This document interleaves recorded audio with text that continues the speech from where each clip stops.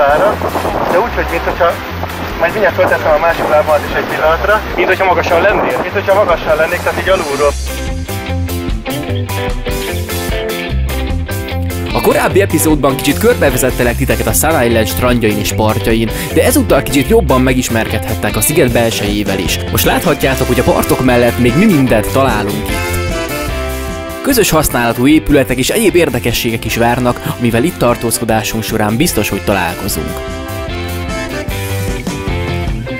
Itt van jobbra a recepció, és itt balra pedig az étterem. Ez a kis ház.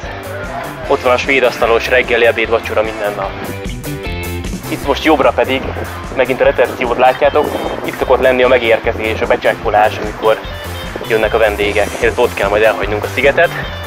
És most jobbra a medence, balra egy kisebb bár, és fölmegyünk arra a hídra, amin az új emberek szoktak érkezni a hajóval.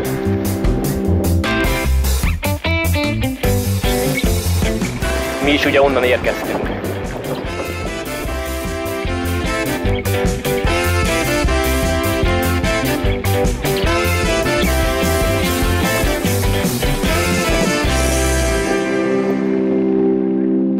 Velem szemben a túloldalon láthatjátok magát a szigetet, azokat a partszakaszokat, ahol egyébként mi is lakunk.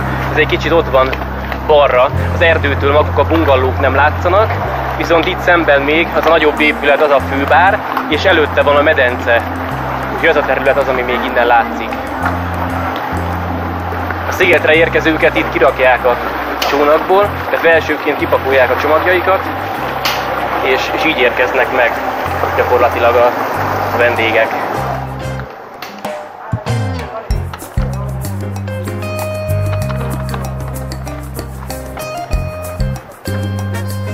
És természetesen így is távoznak innen.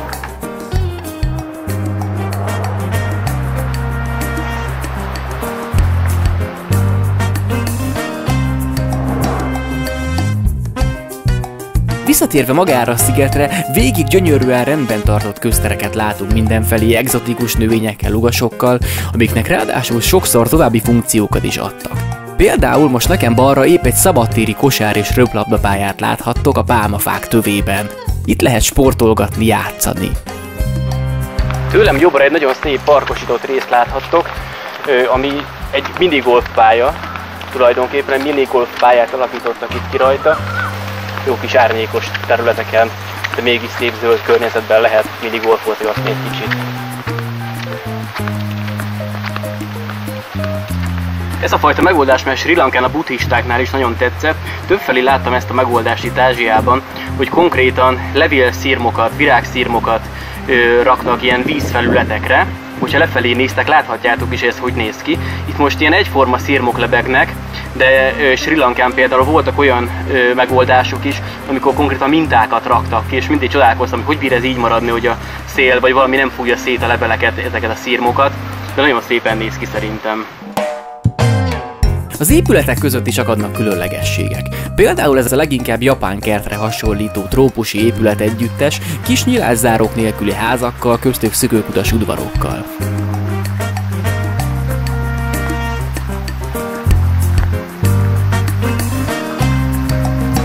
Ezen a területen sok kisebb épület is áll, teljes harmóniában a szabadtéri részekkel, ahol tavakat és mesterséges patakokat alakítottak ki. Vannak privát részek, ahol masszázs, páros masszázs rendelhető, illetve ilyen szabad bejárású közösségi terek, amiket szépen kivilágítanak még este is.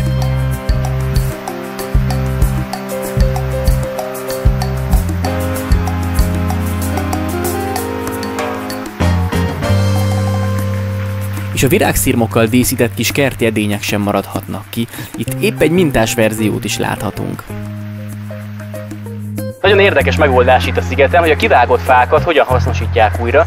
A meghagyott tuskókra ilyen kókuszhéjakat kötöznek rá, és tulajdonképpen ezek a kókuszhéjak ilyen cserépként funkcionálnak, ezekbe ültetnek bele különböző növényeket, és ezáltal olyan, mintha valamilyen parazita növény lenne ezeken a fákon, pedig valójában ezek csak cserepek, amik kókuszból készültek. A sziget belsejében van egy kis növénytermesztő rész is, konkrétan Láthatjátok, hogy ilyen ültetvények vannak.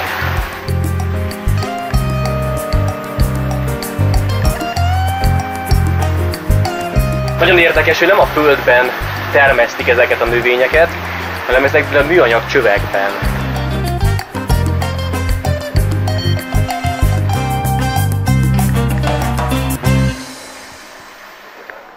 Aztán a különböző zöldségek frissen kerülnek az étkező asztalokra.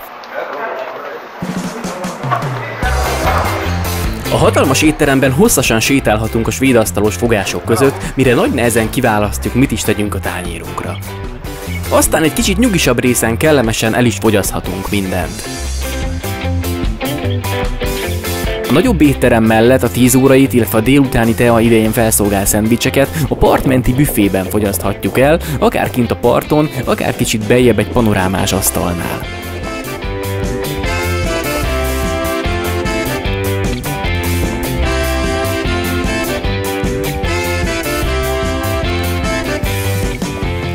Kijöttünk ide a sziget csúcsra, itt van vége a Sun Islandnek.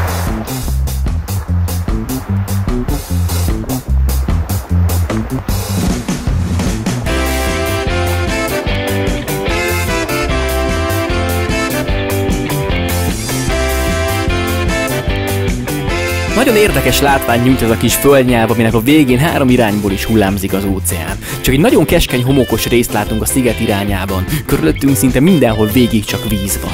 És hogy milyen élővilágot rejt a sziget körüli víz, iratkozz fel a YouTube csatornámra és tarts velem legközelebb is, hogy te is találkozz az óceánban leselkedő rájákkal, cápákkal és kisebb halakkal.